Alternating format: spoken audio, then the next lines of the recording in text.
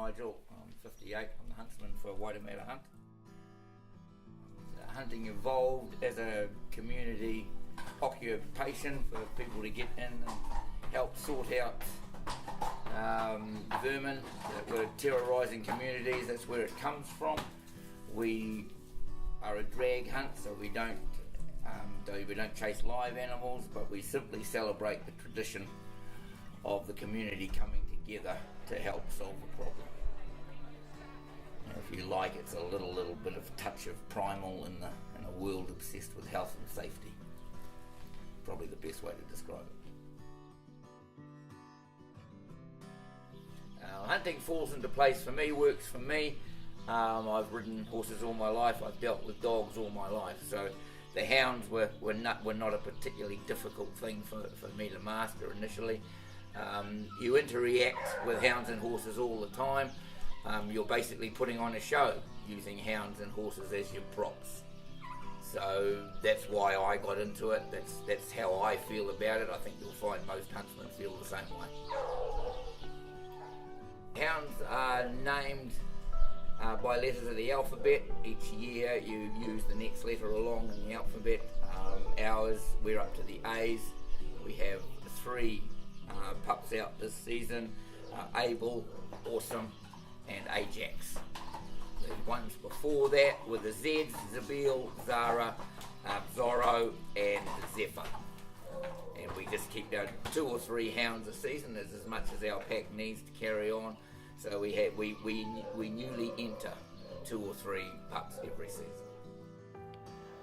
Because we do things a little bit different here, because we chase a laid scent, I look for different attributes in a hound. So what normal live huntsmen would find necessary in their hounds, I don't. I look for different things.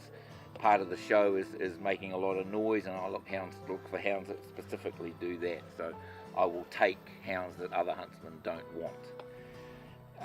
Characteristics of the hound are the same all round. You like a broad shoulder, a straightish back, and a well set head. You want a hound to be able to run flat out with its nose to the ground. If a hound's got to pick up its head to run, they're not much use to you because they'll lose the scent. Okay. We have around 30 hounds in kennel at any one time. I like to feed at night and put them away just on dusk. It seems to keep everybody a little bit quieter and a little bit easier to manage during the evening. They're exercised through the day, usually 2 or 3 times a week, usually on horseback. That's the way we do it. That's basically it. It's not a difficult thing to do, but you need to enjoy it to do it, because they won't pay you a lot. And so you get to enjoy your passion for hounds and passion for horses at the same time, making a living or scraping by or whatever it is that we do. So that's part of it. I can't do much else. I'm pretty useless at anything else. So this is where we've ended up. Hunting is good for the soul. It's a good thing for a human being to do. It's a good thing for a community to do. Hunts originally evolved from the concept of a community out chasing foxes away from their livestock. And that's really what the hunt comes from. That's how it evolved to what it is today. Now, of course, we don't have those problems with livestock anymore, and it's a lot more effective using a rifle than it is a pack of hounds. But the tradition maintains, the tradition goes on, and that's what we adhere to, if you like. It's a healthy thing, it's good for the soul, it's good for the community, it's good for the people involved.